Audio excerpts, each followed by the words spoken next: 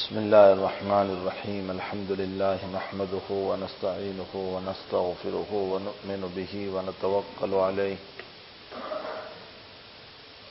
ونعوذ بالله من شرور أنفسنا ومن سيئات أعمالنا من يهده الله فلا مضل له ومن يضلله فلا هادي له ونشهد أن لا إله إلا الله وحده لا شريك له ونشهد أن سيدنا ومولانا محمدا عبده ورسوله أما بعد عن زينب رضي الله تعالى عنها امرأة عبد الله بن مسعود رضي الله تعالى عنه وعنها قالت قال رسول الله صلى الله عليه وسلم تصدقن يا معشر النساء ولو من حليكن قالت فرجعت إلى عبد الله بن مسعود فقلت له إنك رجل خفيف ذات اليد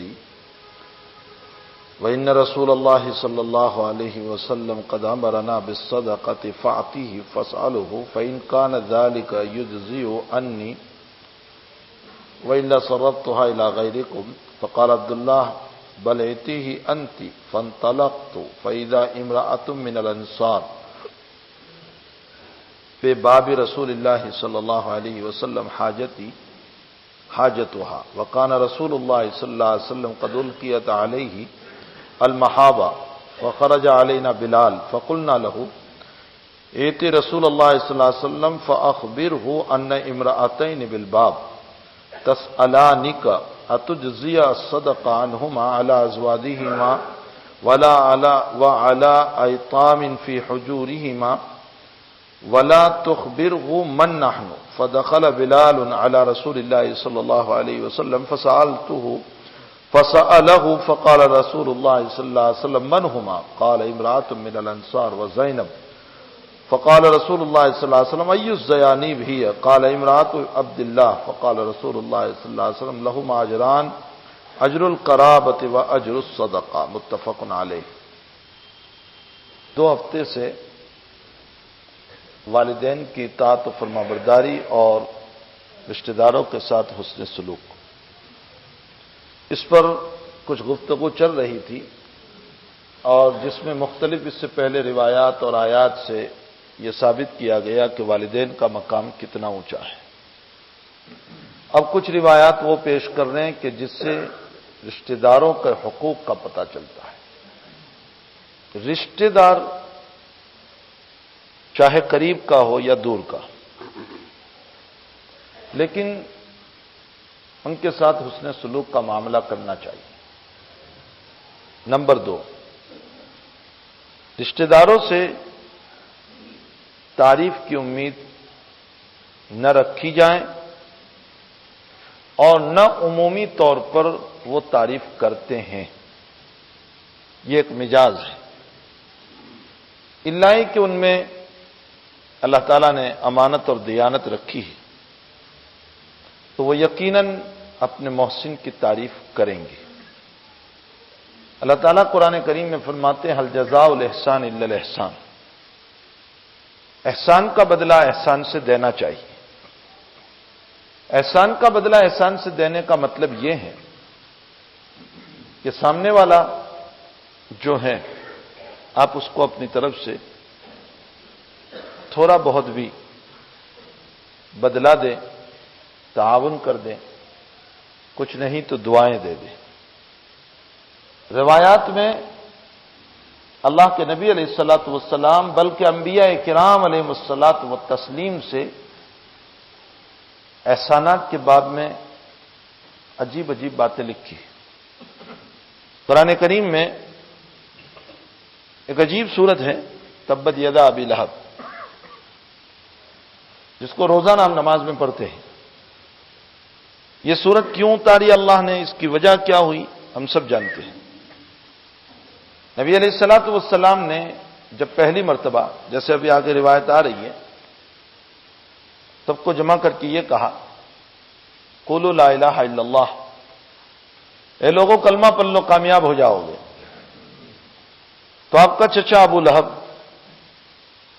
اس نے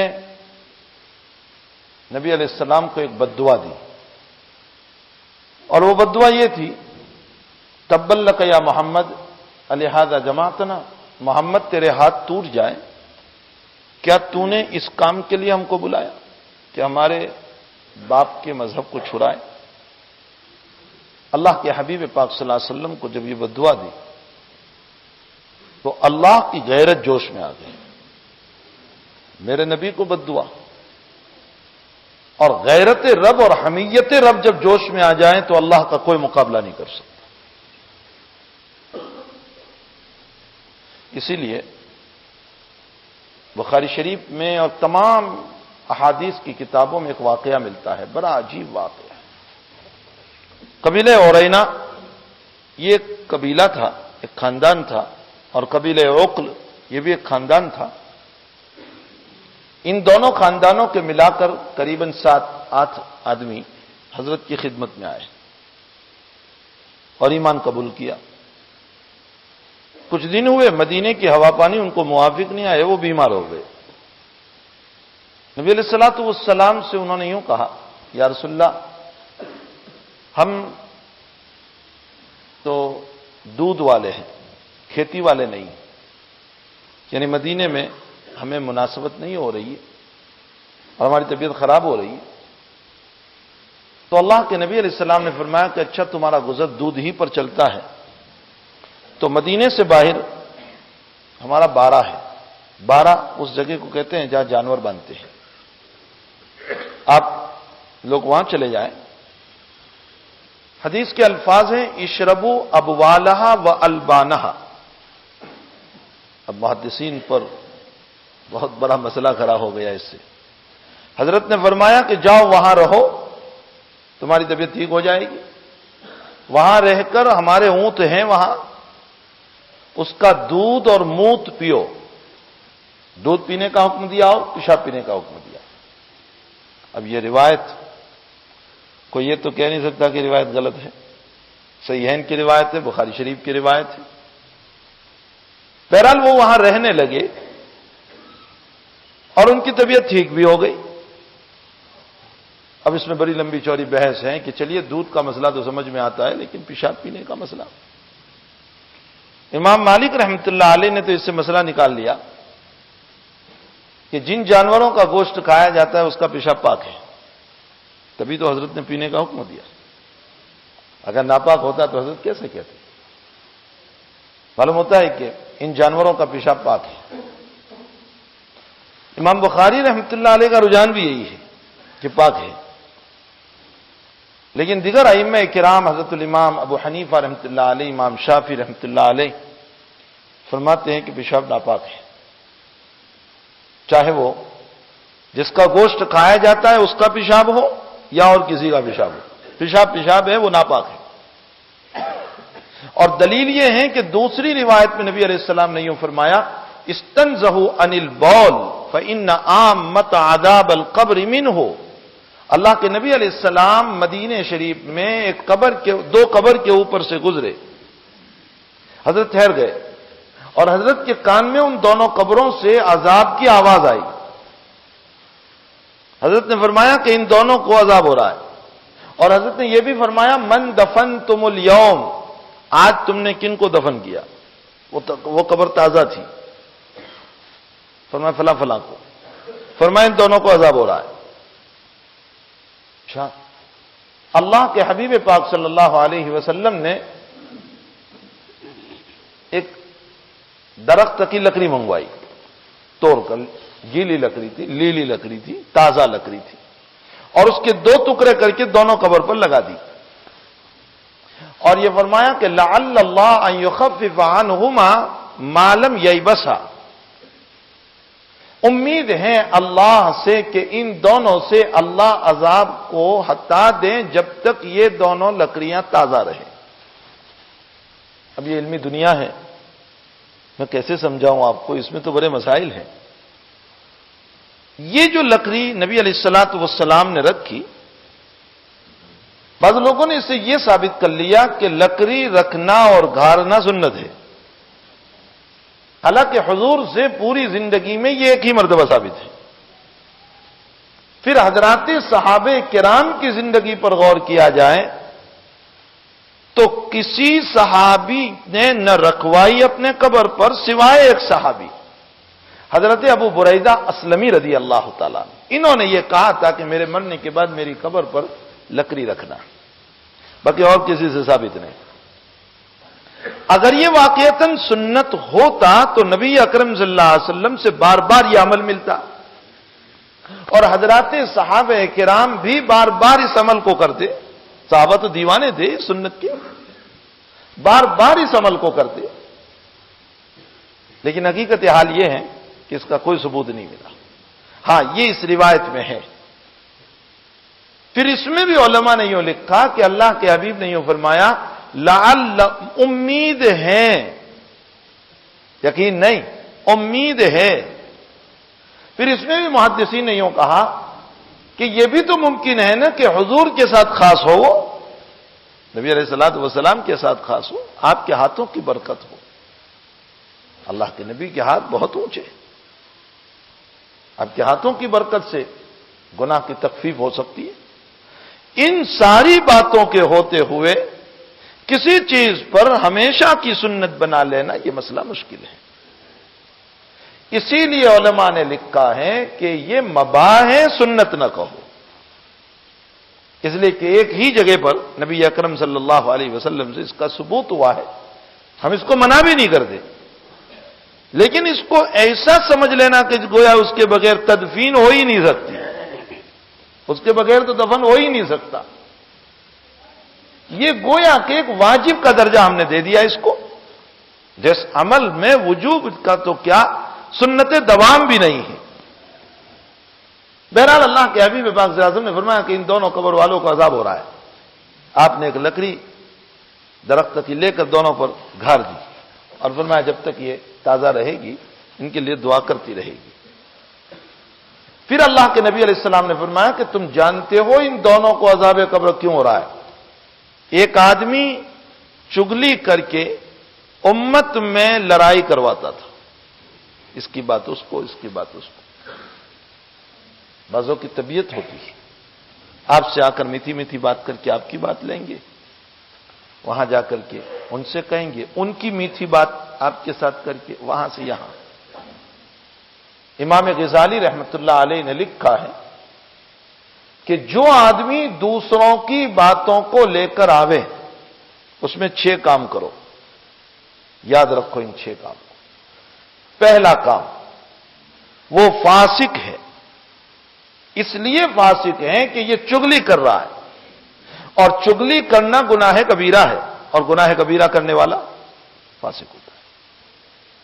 اور فاسق سے متعلق قرآن نے یوں کہا ان جاءکم فاسقم بنبأ فتبینوا، اگر کوئی فاسق کوئی خبر لے کر کے آئے تو اللہ یہ کہہ رہا ہے کہ اس کی تحقیق کرو، بغیر تحقیق کے اس کی بات کو اگر تم نے مان لیا اور کود پڑے میدان میں، اور جب بعد میں پتا چلا تو تمہیں پچھتانا نہ پڑے۔ بعض مرتبہ غلط بات ہوتی ہے، اس نے آ کر کہا اور ہمیں جوش آ گیا اور ہم لڑنے کے لیے نکل پڑے اس کے ساتھ۔ اب اس سے جب جا کر کے معاملہ تحقیق ہوا، لڑائی ہو گئی، کچھ ہو گیا، پھر پتا چلا کہ یہ تو بات ہی غلط تھی، اب شرمندہ ہو رہے ہو کہ ہم نے غلط کام کر لیا، ایسا نہیں کرنا چاہیے تھا۔ تو پہلا کام یہ ہے کہ اس کی بات پر اعتماد نہیں، وہ فسق والا ہے۔ دوسرا یہ ہے کہ اس کو امر بالمعروف اور نہی عن المنکر کرو، بھائی کیوں اس طرح باتیں کر رہا ہے، کسی کی بات مجھے کیوں کہہ رہا ہے۔ تیسرا کام یہ ہے کہ اس پر اعتماد کر کے تم اس کو اب کچھ نہ کہنا، اس لیے کہ جو دوسروں کی بات تمہارے پاس لے کر آیا ہے وہ تمہاری بات یقیناً دوسروں کے پاس لے جائے گا، اس کی عادت ہے۔ دیکھو کتنی گر کی بات ہے، اگر ہم ان مسائل کو سمجھ لیں تو فتنوں سے بچ جائیں گے۔ فرمائے یہ دوسروں کی باتوں کو لے کر آیا ہے، وہ تمہاری بات کو ضرور لے جائے گا۔ نمبر 4، اس کو توبہ کی تلقین کرو۔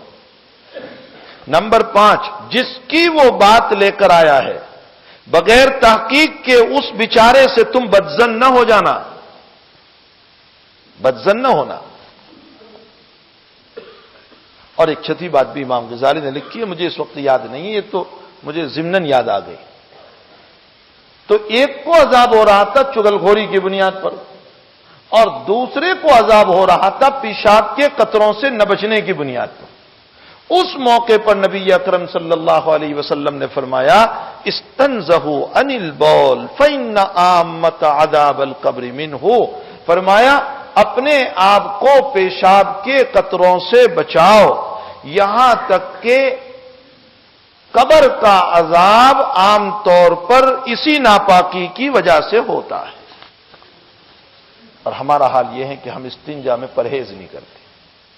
جب یہ حدیث اللہ کے نبی نے بیان فرمائی، اللہ اکبر، صحابہ حضرت ابو موسیٰ اشعری رضی اللہ تعالیٰ عنہ بوتل لیتے تھے، جب بھی پیشاب کرنا ہوتا تھا بوتل، اور بوتل کے سوراخ میں پیشاب کرتے تھے اس طرح پر کہ کوئی چھینٹ ادھر ادھر جانے نہ پائے، اور پھر اس کو بند کرتے تھے اور دور جاتے تھے اور زمین کے ساتھ یوں بوتل لگا کر بالکل آہستہ سے ڈالتے تھے تاکہ کوئی چھینٹ اوپر نہ اڑے۔ کسی حضرت معاذ ابن جبل نے فرمایا کہ حضرت اتنی پریشانی اٹھا رہے ہیں، فرمایا مجھ میں عذاب قبر برداشت کرنے کی طاقت نہیں ہے، مجھ میں عذاب قبر برداشت کرنے کی طاقت نہیں۔ کتنا پرہیز! اور ہمارا حال یہ ہے کہ ہم استنجا کے باب میں احتیاط نہیں کرتے۔ عمومی طور پر اس وقت انسان کمزور ہیں، عام طور پر، الا ماشاء اللہ ہزاروں میں کوئی ہوگا، عمومی طور پر انسان کی باڈی اس وقت کمزور ہے، سب کی، وہ جوان ہو برا ہو، ہر ایک کے پروسٹیج میں کمزوری کا مسئلہ ہے۔ پیشاب کرنے کے بعد اور استنجا کر لینے کے بعد بھی پیشاب کے قطرہ کے گرنے کے خطرات رہتے ہیں عمومی طور پر۔ اس لیے ہم ذرا جلدی استنجا کے لیے چلے جائیں تاکہ اگر 10 منٹ بیٹھنا پڑے ان قطروں سے اپنے آپ کو بچانے کے لیے تو ہم بیٹھ سکیں۔ عین وقت پر اگر ہم استنجا میں گئے تو اب کہیں نماز پکڑنا ہے، کہیں اور کام میں جانا ہے، فلاں کرنا ہے، ان کاموں کی وجہ سے ہمارا حال یہ ہوگا کہ ہم جلدی جلدی استنجا کر لیں گے، نتیجہ یہ نکلے گا کہ پیشاب پر قطرے گرتے رہیں گے اور کپڑا بھی ناپاک، اور اگر وضو کر لیا ہے تو وضو کا بھی مسئلہ ہو جائے گا، ایک بہت بڑا مسئلہ۔ اس لیے بخاری اور مسلم کی بعض روایتوں میں ہے کہ اللہ کے حبیب پاک صلی اللہ علیہ وسلم کبھی کبھی دھیلا بھی استعمال کیا اور دھیلے کے بعد پانی بھی استعمال کیا۔ یہ سب امت کو بتانے کے لیے ہے کہ بھئی استنجا میں احتیاط رکھو۔ بہرحال میں یہ کہہ رہا تھا کہ رشتہ داری کا مسئلہ جو ہے نا بہت اہم ہے۔ اللہ کے حبیب نے سب جب جمع فرمایا اور جب دعوت دی ہے تو ارشاد فرمایا کہ دیکھو لا الہ الا اللہ بول لو تم کامیاب ہو جاؤ گے۔ ابو لہب کہنے لگا کہ کیا محمد تم نے اسی لیے جمع کیا تمہارے ہاتھ ٹوٹ جاوے، خاک آلود ہو جائیں؟ اللہ کے نبی کو اللہ کو غیرت آ گئی۔ میں اس پر سنا رہا تھا کہ اللہ کو جب غیرت آ جاتی ہے نا، قبیلہ عقلہ اور عرینہ والے نبی علیہ السلام کی خدمت میں آئے، حضرت نے فرمایا اچھا جاؤ وہاں دودھ پیشاب پیو، وہاں رہے وہ لوگ۔ اب اس کا جواب کیا ہوگا؟ جو لوگ پیشاب کے ناپاک ہونے کے قائل ہیں جیسے حنفیہ شواف ہیں، اس روایت کا کیا جواب دیں گے؟ پھر ان کو پیشاب پینے کا حکم دیا؟ اس کا جواب یہ ہے کہ یہ خبیث لوگ تھے۔ آگے ابھی روایت میں پڑھوں گا تو پتہ چلے گا کہ ان کی خباثت کیا تھی، اور خبیثوں کے لیے اللہ نے خبیث دوا تجویز فرمائی تھی، اس لیے کہ نبی اپنی طرف سے کچھ نہیں بولتا، اللہ ہی کی طرف سے بولتا ہے۔ خبیث کے لیے خبیث دوا تجویز فرمائی، ورنہ ناپاک چیز سے تو کہاں دوا دارو کرنے کا جواز ہے۔ لیکن ان کی طبیعت میں خباثت تھی۔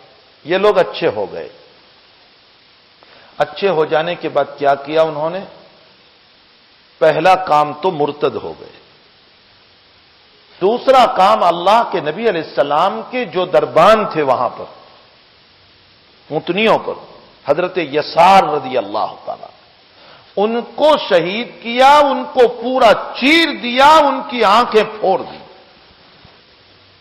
اور تیسرا کام یہ کیا کہ اللہ کے نبی کی وہ تمام اونٹنیاں جس میں بیت المال کی بھی تھی اور حضور کی اپنی بھی تھی، وہ ساری اونٹنیاں ڈاکہ زنی کر کے بھگا لے گئے، مرتد ہو گئے۔ حضرت یسار رضی اللہ تعالیٰ عنہ کے ساتھ قاتلانہ بڑا سخت حملہ، اور نبی علیہ السلام کے مال اور بیت المال کے مال کی چوری۔ اللہ کے نبی علیہ السلام کو طلوع آفتاب کے کچھ ہی دیر میں پتہ چل گیا، اس لیے حضرت نے صحابہ کرام کی ایک جماعت روانہ فرمائی کہ جاؤ ان کے پیچھے اور پکڑ کے لے آؤ ان کو۔ اب وہ اتنے سارے اونٹنیاں اور اونٹ لے کر کے جا رہے تھے، اس لیے جلدی تو چل نہیں پائیں گے، پکڑے گئے، پکڑ کے لے آئے۔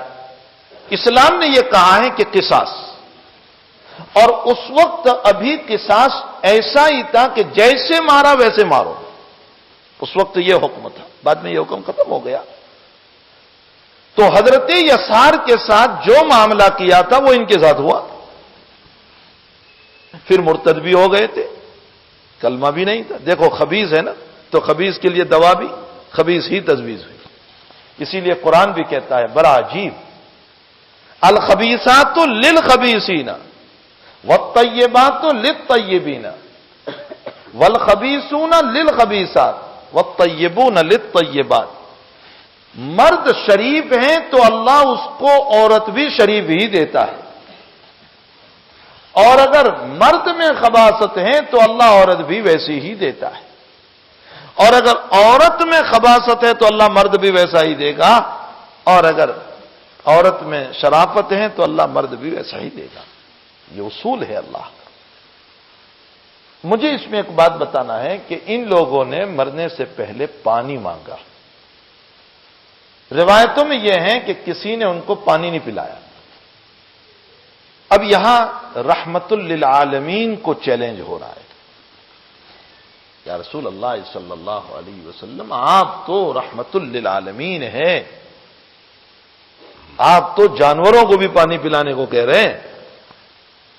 آپ ہی کا بیان ہے کہ پیاسے کتے کو ایک بدکار عورت نے پانی پلایا، اللہ نے مغفرت کر دی، اور ایک بلی کو کھانا نہ کھلانے پر وہ جہنم میں چلی گئی۔ آپ ہی کا تو فرمان ہے کہ جانوروں کے چہرے پر بھی نہ مارو، رسول اللہ یہ آپ کے فرمودات، اور یہاں یہ انسان ہے پانی مانگ رہے ہیں اور آپ کی طرف سے پانی نہیں دیا گیا، جبکہ یہاں تو حال یہ ہے کہ اگر کسی کو پھانسی دی جائے اور اگر وہ مرنے سے پہلے پانی مانگے تو اسے بھی دیا جاتا ہے۔ چیلنج ہے رحمت للعالمین صلی اللہ علیہ وسلم۔ اس کا جواب امام نسائی رحمت اللہ علیہ نے دیا۔ امام نسائی علیہ الرحمہ فرماتے ہیں اللہ کے نبی جس دن یہ واقعہ پیش آیا اسی رات ایک سفر کر کے آئے تھے، اور حضرت 3 دن سے بھوکے تھے، کھانا پینا کچھ نہیں ملا تھا حضرت کو۔ رات جب گھر پر پہنچے تو حال یہ تھا حضرت کا کہ کمزوری تھی، سوچا صبح ہمارا بیت المال میں جو اتنیاں ہے اس کا دودھ آئے گا، پیٹ بھر جائے گا، لیکن صبح ہوئی اور دودھ وہ کچھ نہیں آیا، اس لیے کہ وہ تو ساری اونٹنیاں بھگا لے گئے تھے اور حضرت یسار شہید ہو چکے تھے، کون لے کر آتا؟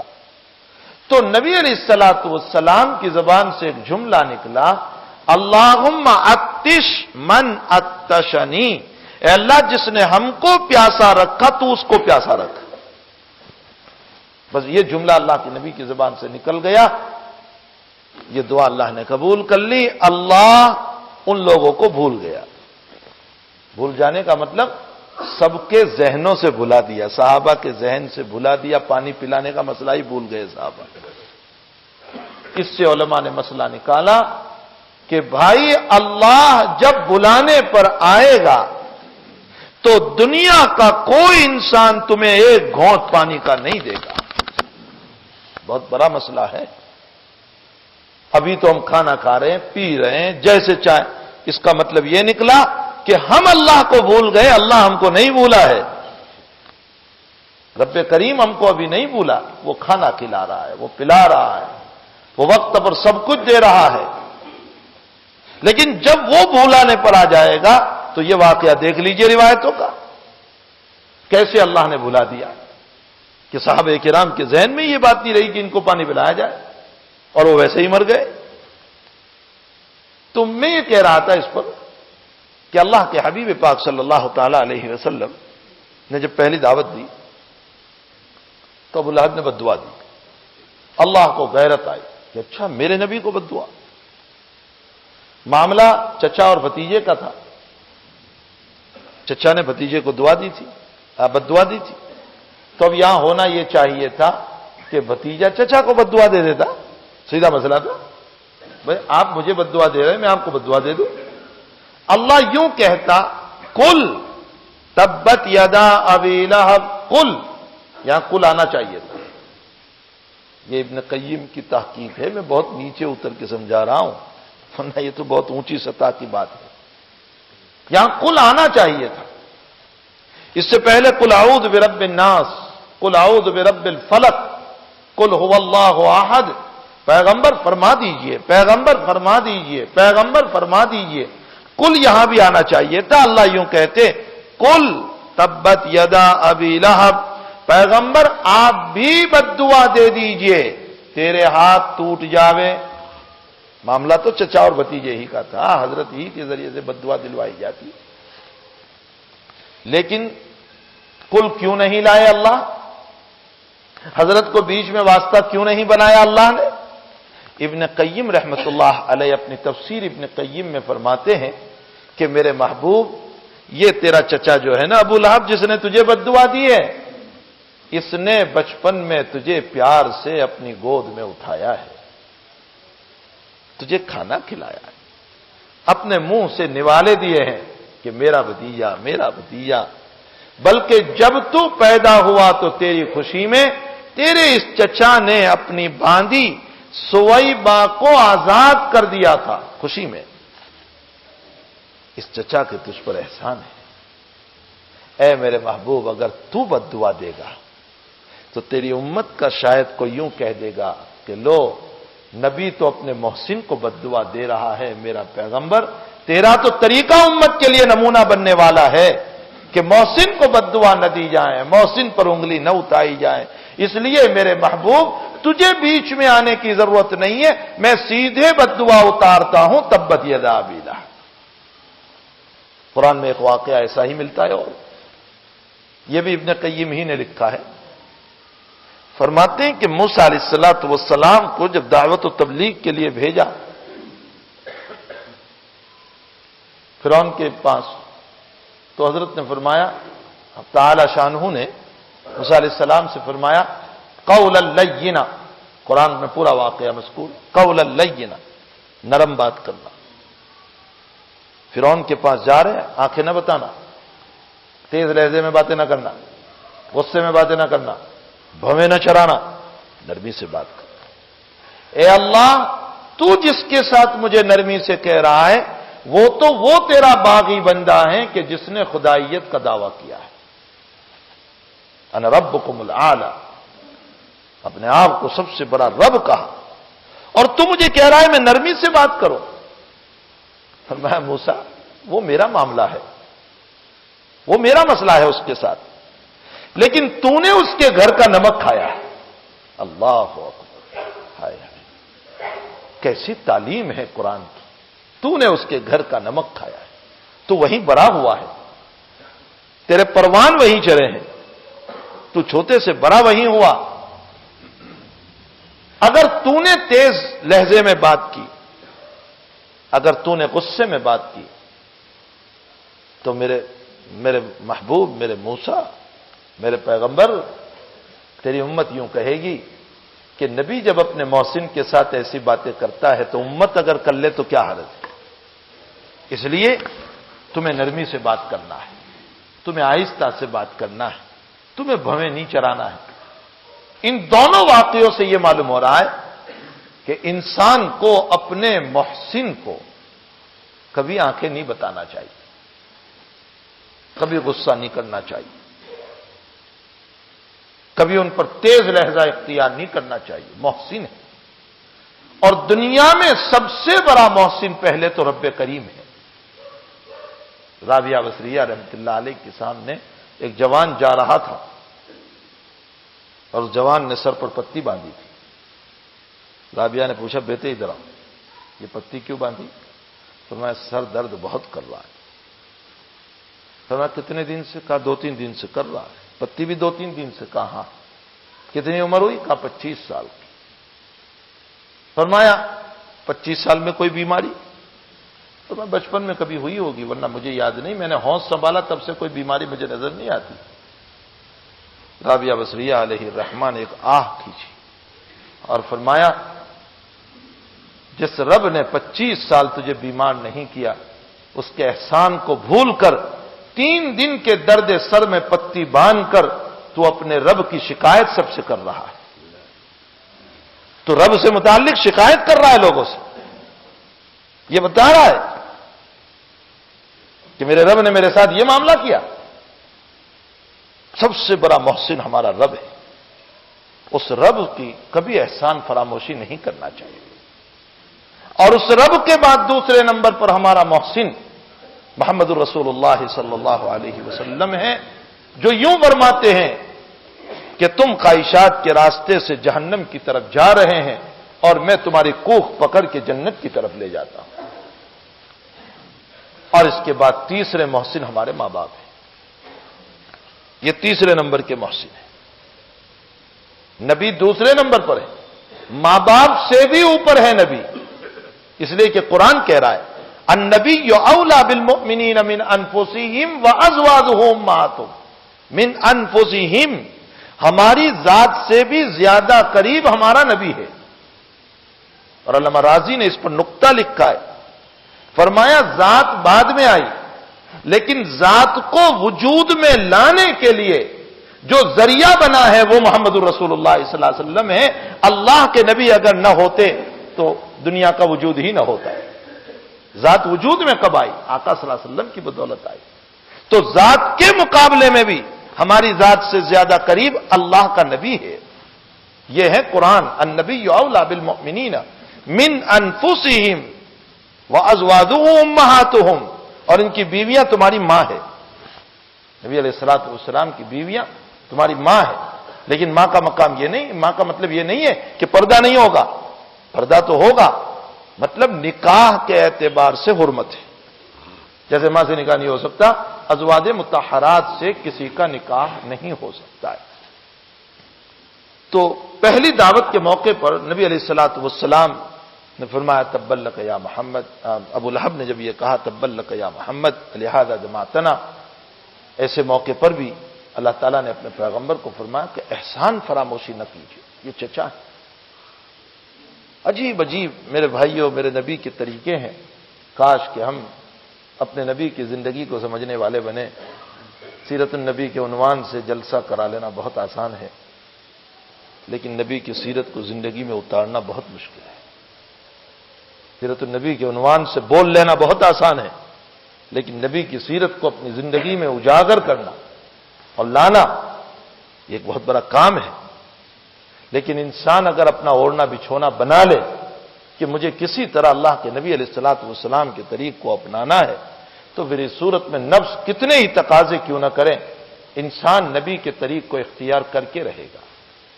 شرط یہ ہے کہ پہلے انسان اپنے آپ کو تھام لے کہ مجھے یہ کام کرنا ہے۔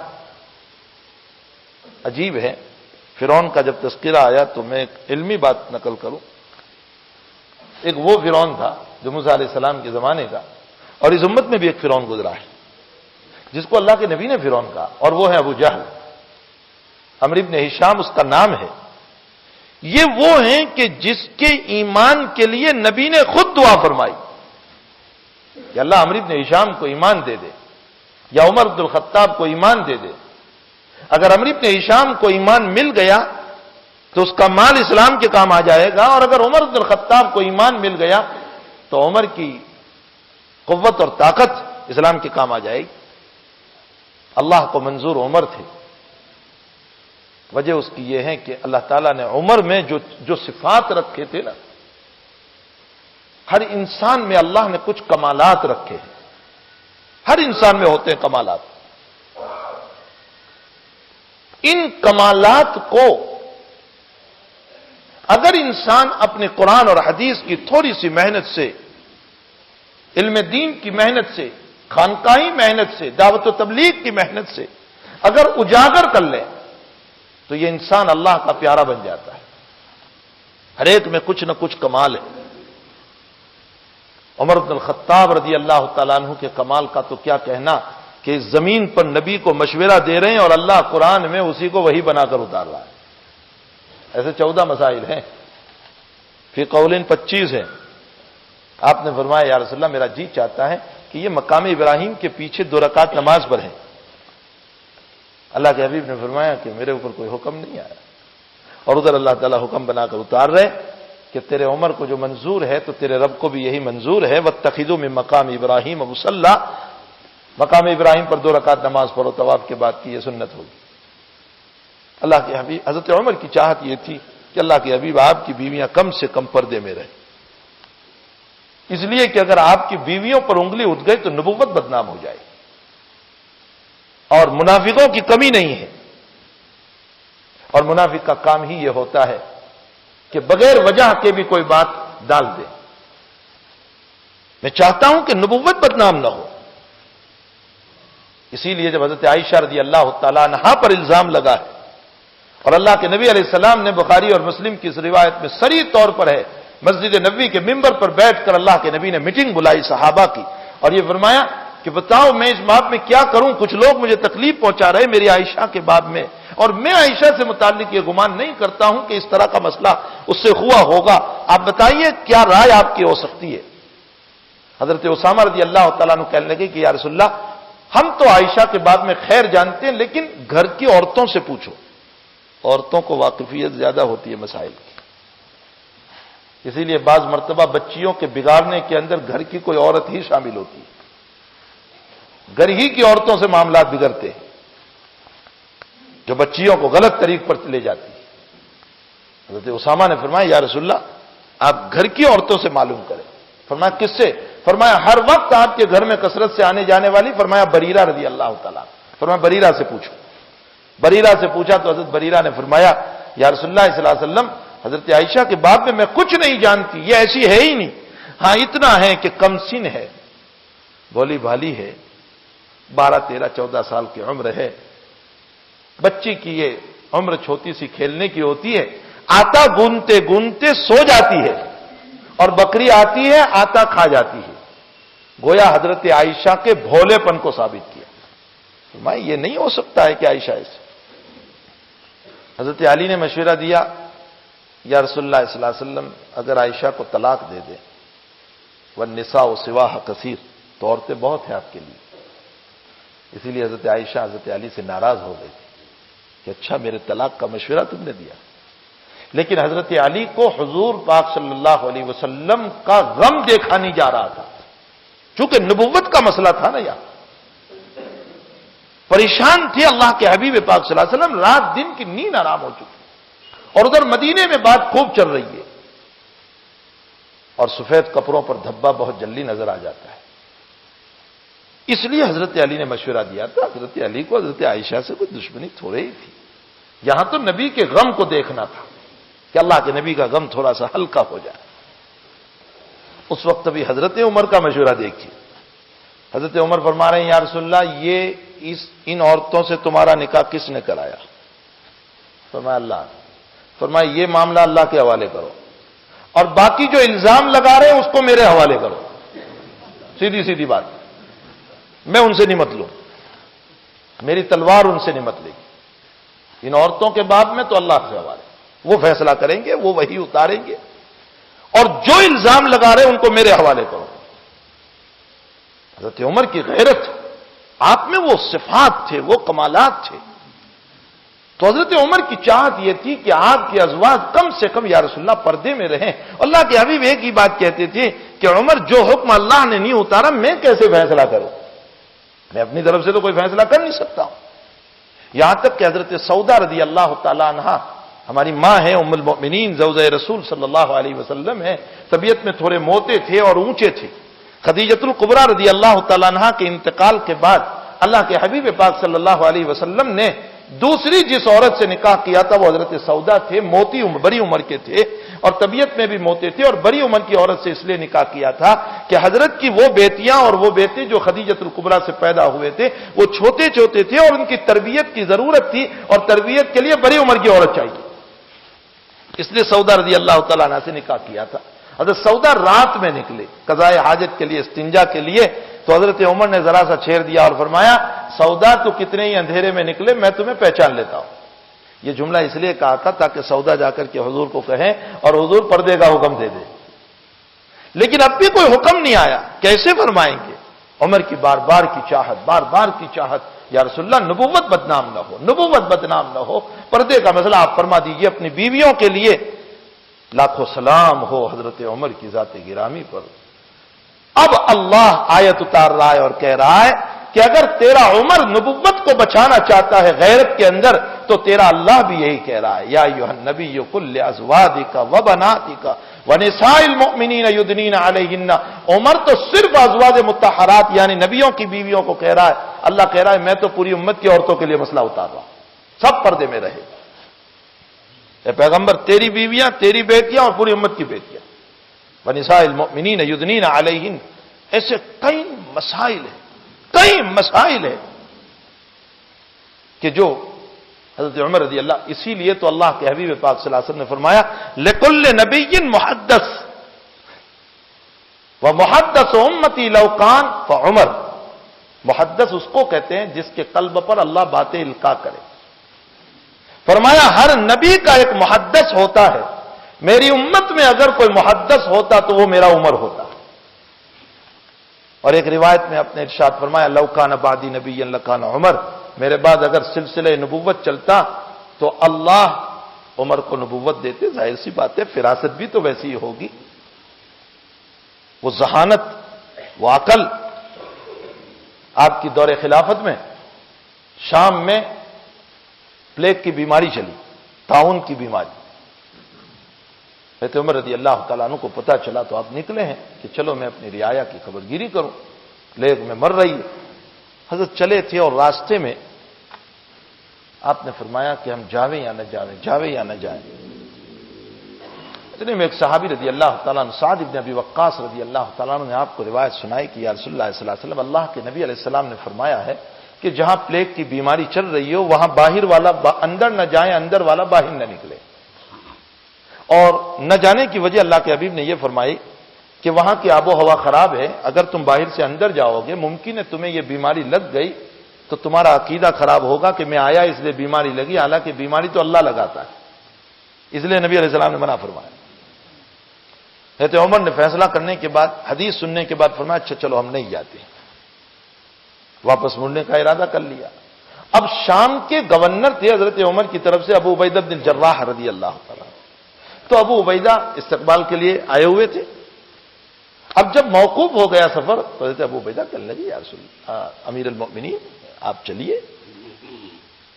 آپ تقدیر سے بھاگ رہے، یعنی تو جو مقدر میں ہوگا وہی ہونے والا ہے، آپ تقدیر سے بھاگ رہے، کیوں آپ نے اپنا سفر ملتوی کر دیا؟ تو حضرت عمر کا جواب سنیں نفر من القدر الى القدر. بخاری میں الفاظ ہے، فرمایا ہم تقدیر سے تقدیر ہی کی طرف جا رہے ہیں. پہلے مقدر یہ تھا کہ ہم چلیں، اب اللہ نے مقدر یہ کر دیا کہ اب نہ جائیں. نفر من القدر الى القدر. اللہ تعالیٰ نے وہ ذہانت اور فطانت حضرت عمر رضی اللہ تعالیٰ عنہ کو عطا فرمائی تھی. تو حقیقت حال یہ ہے کہ اللہ کے حبیب پاک صلی اللہ علیہ وسلم نے رشتہ داری کے حقوق بڑے عجیب طرح پر بیان فرمائے ہیں. یہ جو روایت ابھی میں نے مکمل عبارت کے ساتھ پڑھی، میں عبارت کے ساتھ اس لیے پڑھ دیتا ہوں کہ یہ نبی کے الفاظ ہیں، اور نبی کے الفاظ کو پڑھنے میں اور نبی کے الفاظ کو سننے میں ایسے ہی ثواب ملتا ہے جیسے قرآن کو پڑھنے اور سننے میں ثواب ملتا ہے. یہ بھی قرآن ہی ہے، فرق اتنا ہے کہ وہ قرآن متلو ہے، یہ غیر متلو ہے، ورنہ یہ بھی قرآن ہی ہے. نبی علیہ الصلوۃ والسلام کی باتیں، آپ کے اقوال، آپ کی یہ زندگی. اس لیے برکتن میں حدیث کو پڑھتا ہوں، اگرچہ وہ الفاظ آپ کی سمجھ میں نہیں آتے لیکن پھر بھی میں برکتن ان الفاظ کو پڑھ دیتا ہوں، اس لیے کہ حضور پاک صلی اللہ علیہ وسلم کے کلمات میں برکت ہے. بخاری شریف میں ایک روایت ہے، آقا صلی اللہ علیہ وسلم نے ایک صحابی کو فرمایا کہ رات کو جب تم اپنے بستر پر آؤ تو وضو کر لیا کرو، اگر وضو ہے تو کوئی نہیں، وضو نہیں ہے تو وضو کر لو. اور فرمایا وضو کر کے سو، اور وضو کر کے دائیں کروٹ پر سو، اور یہ دعا کرو اللہم انی وجہت وجہی الیک وفوضت امری الیک والجأت ظہری الیک لا ملجأ ولا منجأ منك الا الیک آمنت بکتابک الذی انزلت وبنبیک الذی ارسلت. یہ دعا پڑھ لو اور یہ دعا آخری ہو، اس کے بعد بات چیت نہ ہو. آگے فرماتے فَإِن مُتَّ مُتَّ عَلَى الْفِطْرَةِ، اگر اسی رات میں تمہاری موت ہو گئی تو تم خاتمہ بالخیر میں شمار ہو جاؤ گے. چھوٹی سی دعا ہے. اب وہ صحابی اللہ کے حبیب کو سنانے لگے کہ یا رسول اللہ یہ دعا سن لیجئے نا میری جو آپ نے سکھائی. دعا پڑھتے پڑھتے سناتے سناتے صحابی پہنچے. حضرت نے فرمایا تھا وَبِنَبِيِّكَ الَّذِي أَرْسَلْتَ، اور وہ صحابی بولے وَبِرَسُولِكَ الَّذِي أَرْسَلْتَ، نبی کی جگہ پر رسول بول دیا. اللہ کے حبیب نے فرمایا اللہ نہیں، رسول نہ کہو، وَبِنَبِيِّكَ بولو. حالانکہ بھائی عربی گرامر کے اعتبار سے اور اصطلاح میں رسول کا مقام اونچا ہے نبی سے. رسول تو اوپر ہے، نبی ان کے نیچے ہے. تو اوپر کا لفظ بول دیا تو اچھا ہوا، نبی تو اس میں آ ہی گئے. پھر بھی اللہ کے نبی نے کیوں منع فرمایا؟ بھائی ڈیپیوٹی کلکٹر اور کلکٹر تو کلکٹر اوپر ہے، ڈیپیوٹی کلکٹر نیچے ہے. تو اگر میں نے کسی ڈیپیوٹی کو کلکٹر کہہ دیا تو ڈیپیوٹی تو خود ہی آ گیا اس میں. پھر اللہ کے رسول کیوں منع کر رہے ہیں؟ اس کا جواب محدثین نے لکھا ہے کہ اللہ کے نبی یہ ادب بتانا چاہتے ہیں کہ چاہے تمہارے الفاظ میں بھی دعا تو ہو سکتی ہے، لیکن میں نے جن الفاظ میں دعا سکھائی ہے انہی الفاظ میں دعا کرو گے تو میری زبان سے نکلے ہوئے کلمات کی برکتیں بھی تمہیں ملے گی. اس لیے انہی الفاظ میں دعا کرنا چاہیے جو نبی اکرم صلی اللہ علیہ وسلم نے فرمایا. ہماری طرف سے ہمیں بدلنا نہیں چاہیے. بعض لوگ قرآن کی آیت کو بدل دیتے ہیں، لا الہ الا انت سبحانک انا کنا من الظالمین. بھائی تمہیں کیا حق ہو گیا کہ تم قرآن کی آیت بدل دو انا کنا من الظالمین؟ کہتے ہیں پورا مجمع ہے نا، سب کو شریک کرنا ہے، تو پورا مجمع ہے، تم جو آیت ہے وہی پڑھو انی کنت من الظالمین. جب مجمع آمین کہے گا تو آمین میں مجمع شریک ہی ہو گیا اس کے اندر. اس لیے کہ آمین کا معنی ہوتا ہے اللہم استجب دعانا.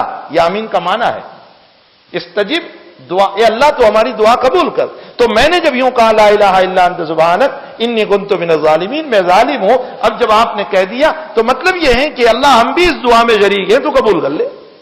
تو قرآن کے الفاظ اور حدیث کے الفاظ کو نہیں بدلنا چاہیے، اس میں برکتیں ہیں.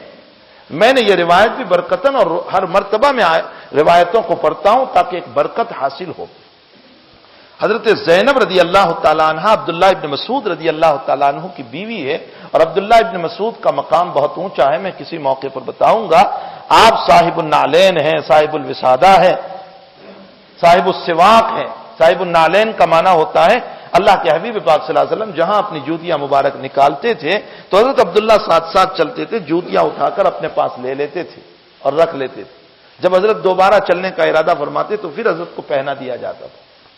اس سے یہ معلوم ہوتا ہے کہ اگر کوئی آدمی بروں کے اس طرح پر جوتیوں کو اٹھا کر اپنے پاس رکھ لے تو حدیث سے اس کا ثبوت ہے، سنت سے اس کی اصل موجود ہے.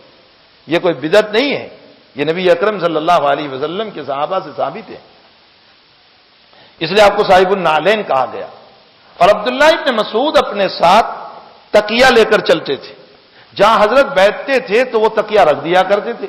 اس لیے حضرت عبداللہ ابن مسعود کو صاحب الوسادہ کہا گیا. اور صاحب السواق، اللہ کے حبیب پاک صلی اللہ علیہ وسلم کا مسواک عبداللہ ابن مسعود اپنے پاس رکھتے تھے، اور جہاں حضرت کو ضرورت ہوئی کہ فوراً مسواک پیش فرماتے تھے. اس سے آپ کو صاحب السواق کہا گیا. یہ سب عبداللہ ابن مسعود کے لقب ہے، صاحب السواق، صاحب النعلین، صاحب الوسادہ.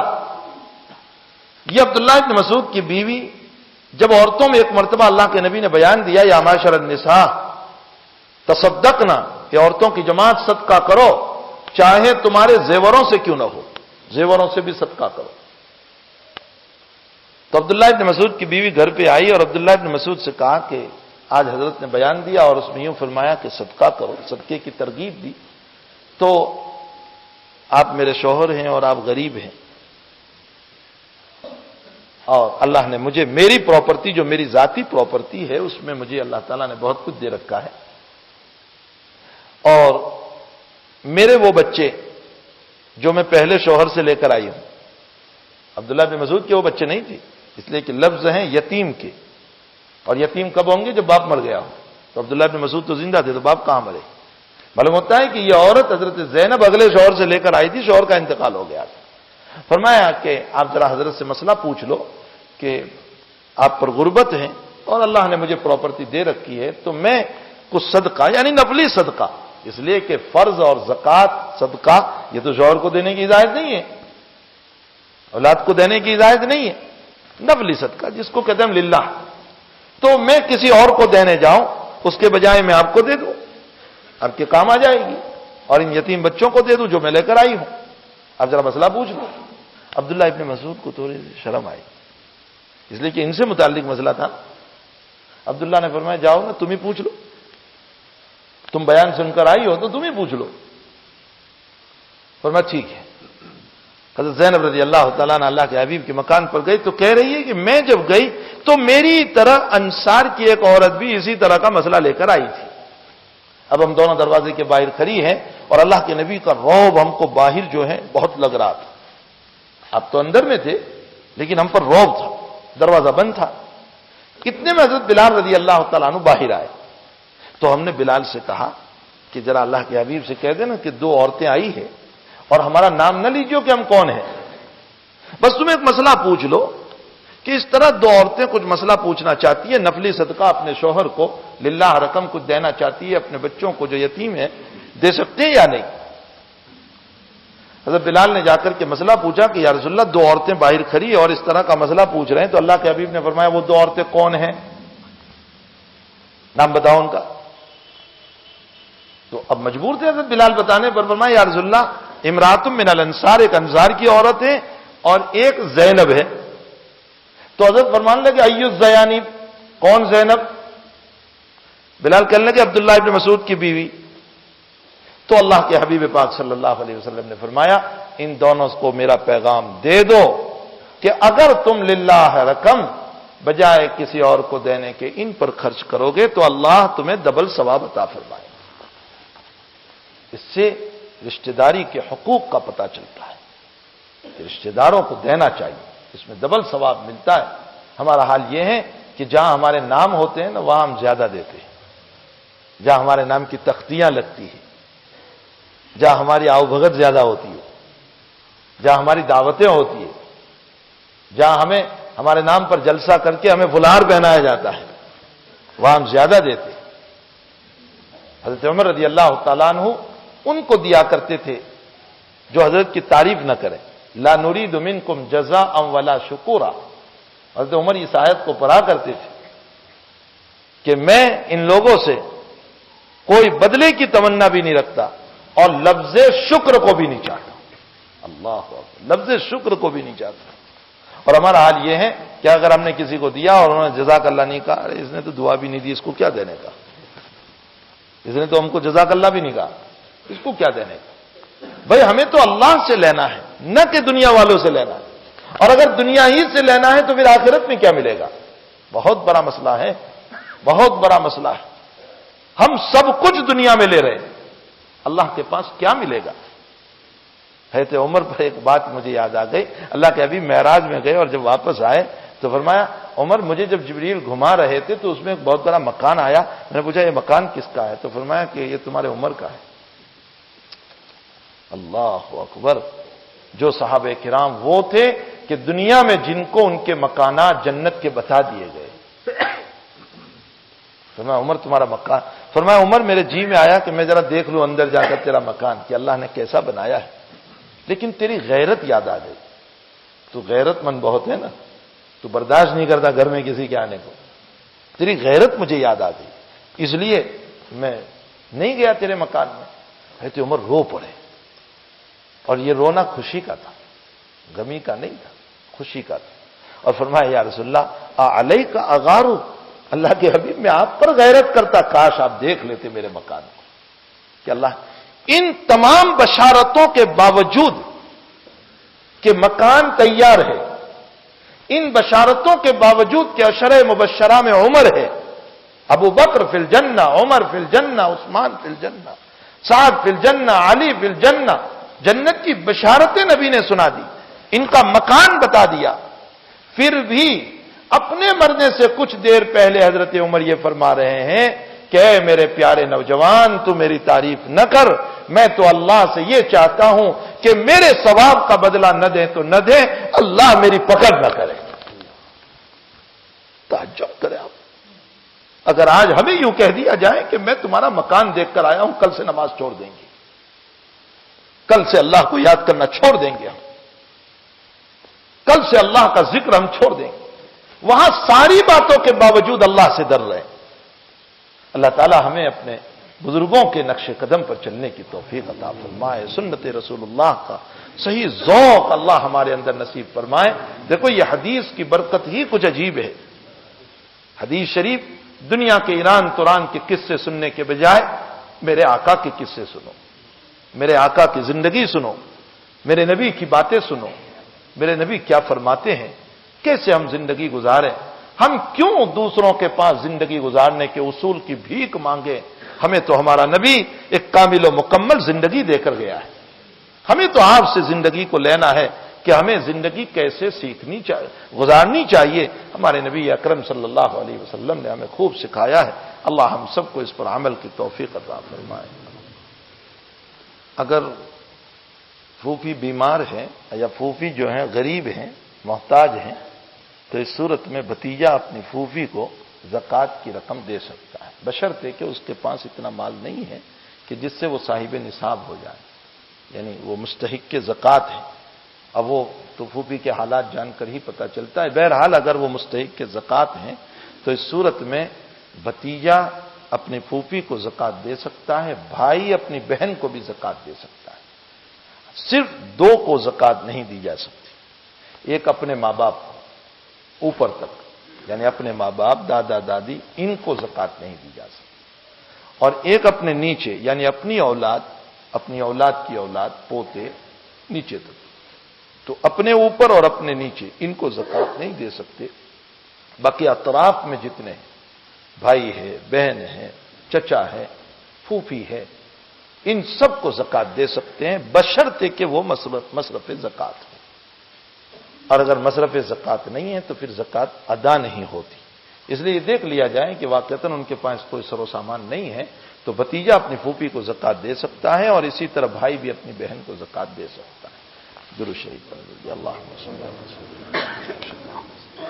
اللهم انا على ذكرك وشكرك وحسن عبادتك، اللهم وفقنا لما تحب وترضى من القول والعمل، وجنبنا الفواحش والمعاصي والخطايا والزلل، اللهم عافنا واغفرنا واصلح لنا شاننا كله۔ اللہ ہم سب کے گناہوں کو معاف فرما دے، ہمارے قصوروں سے درگزر فرما دے۔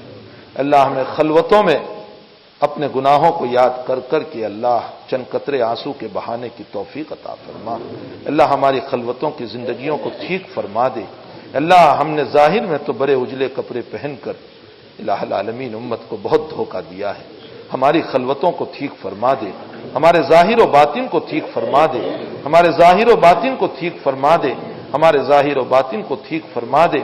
الہ العالمین ہمیں اپنے قلب پر محنت کی توفیق نصیب فرما، محمد رسول اللہ صلی اللہ علیہ وسلم کی مبارک زندگی عطا فرما، اس پر چلنے کی توفیق عطا فرما، معاف کرنے کی اور برا دل رکھنے کی توفیق عطا فرما، اللہ دوسروں کے حقوق ادا کرنے کی توفیق عطا فرما۔